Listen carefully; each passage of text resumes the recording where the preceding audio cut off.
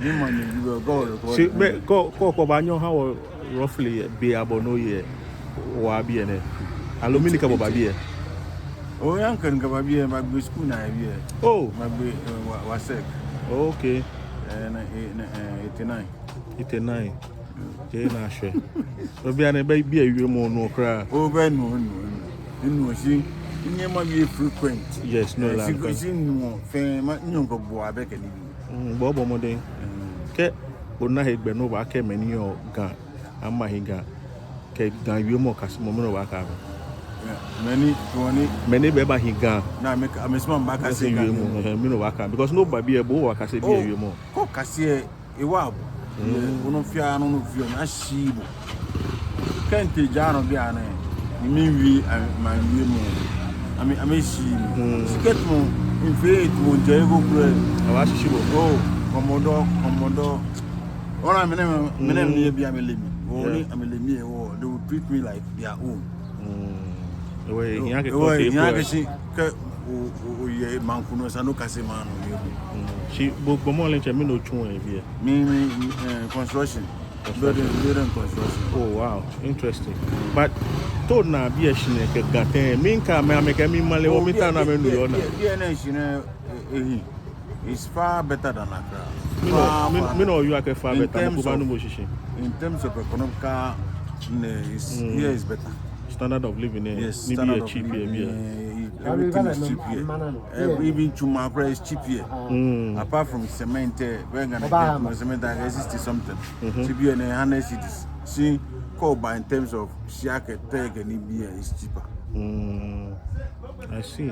Like when I can be in Inle ake mita no wie na menu na inle ke inshinga ni tehi kunkuru efe mi ake bagadon and ko kwe mi pen dey feel like an low bon or experience and low like an emofia mo no game na kan woyo because on I mean we like an because on ake gan echo traffic o ya nutumo ya to line like an pressure can be e ko be bi e ko he moto ko ye moto no be problem ko fa no vumbo ya traffic be bi ko ta ya ko 30 minutes no te je ma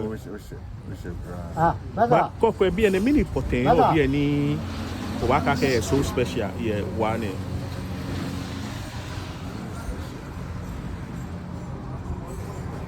I'm a life ko la me ni ani na plan jam fe ba ga suba mbe suba what do you have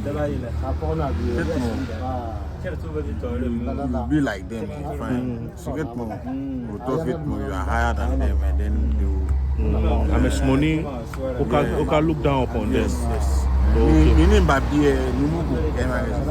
I shouldn't look down upon them then I can be able to stay here for long and it's true. Almost 30 something years. Wow. That 89. 89.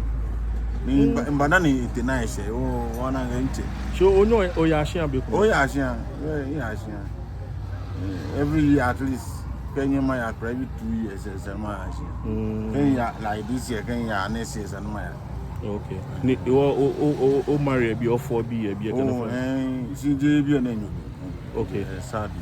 Okay, she obi amenuoga. Bono nyo trauma lo mini challenge. Me could be penny no gan ni wife Ashanti ni wo aka dey speak. Ko ko hia kasa ni ke game afobie man say alone ko hia ka mechon bi it's important. I can say no chon. See how often as a man we ocean. When I'm on the ocean, it's difficult. If only. On a can be on social media alone. The work on a channels, BBB, money chonga, BBB video. The work no banana make a few na make a say that you mokoni, I make a large. Yeah. Roko or your phone, or your YouTube, got a YouTube, or your type learning gun.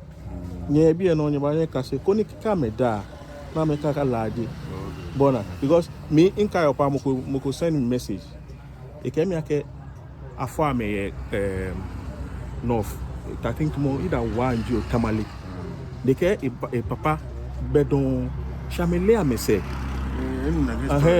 blanu ko message me e wo enu ga hun se pa me fa ke mama chon le ga ko ni binike baba ga ni eba nami ko ni eta we na segbe so se bona e wo no ko ni pa shi gbe kan bi o ka me ba shi an why ma shi last year ke watch like moko ba ko bi e dan mi no ba kele e bi e ba ko bi e na dan enu aka a che wa mi no ba ko like bi e getting there ba bi e ni moko e chake jomo bi e is a fine place actually here is a fine place no go in terms of economical this here is the best Ona ni o ka mo ko te ba bi e nka ka obi e na hin bi e na hin if only you make your mind you can make it okay wanyo bi e no motivation you can make it because here when you come I'm a small bi e mo zo I'm a small mutumo o ka o ba no mutumo wanyo onani I see you want for no small mutumo asa ma kwen ma fi ma ta o spon e bi e ma ba ka mo ba fito very cheap e be gidi to mo be ni go no e spon e ke ni no ni la go te ganegen o chasikura ke ake landfill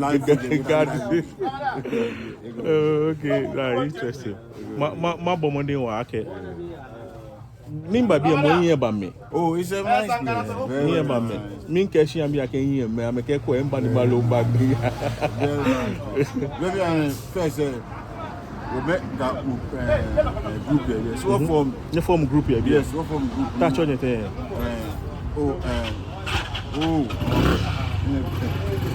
kasi kusun kenibi kusun kenibi elaji wo o form ni tetoni na nyine ani na ekwe oh okay fue onye kenya ya si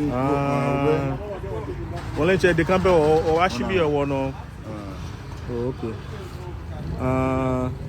Gadangbe group Upper West oh nyeke mi afitai be mu bi are mba fitai nyeke mi afitai o to yo mo ke wa week na okay ti game bi e wa o game le wifi wow wifi o on time wo all the districts are here should be the headquarters because nimba wote wa yi ni eheko inake man moko nwe gan mbiage mbia un ganyo bia e wona egbe na ni ngale nkele wie asuma ni mu fe ko moko nta ma se no aka mi wie gan e woni ejepo ni enami agbo na eke nu mo mi ngabo ni ge I was wondering that oh nice nyeke mi afita nye page